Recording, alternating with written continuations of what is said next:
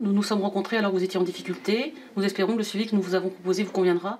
Une simple phrase comme celle-ci, envoyée par SMS, peut-elle suffire à dissuader une personne de réitérer son geste suicidaire après une première tentative? L'hôpital de Brest, qui prend cette hypothèse très au sérieux, participe à une étude depuis cet été, comme 8 autres centres en France. La prévention en matière de récidive est essentielle. Près d'une personne sur 2 repasse à l'acte. Le risque majeur après un geste suicidaire est le risque de répétition suicidaire.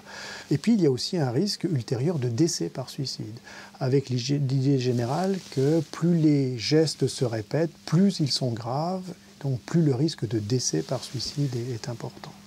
Le SMS vient ainsi compléter d'autres systèmes de veille, comme l'appel téléphonique ou le courrier personnalisé, qui ont déjà fait leurs preuves. Après une tentative de suicide, les patients sont ainsi suivis pendant 1 an à leur sortie de l'hôpital, une marque de sollicitude qui semble déterminante. Témoigner de son souci, se préoccuper de l'autre, semble avoir un effet protecteur sur la répétition suicidaire et sur le décès ultérieur par suicide. Ça cautionne un petit peu l'idée que la tentative de suicide, c'est d'abord et avant tout un message adressé à l'autre.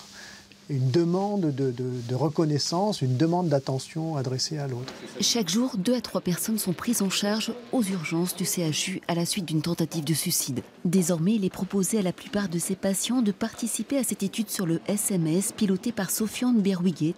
La Bretagne reste une région très touchée par le suicide.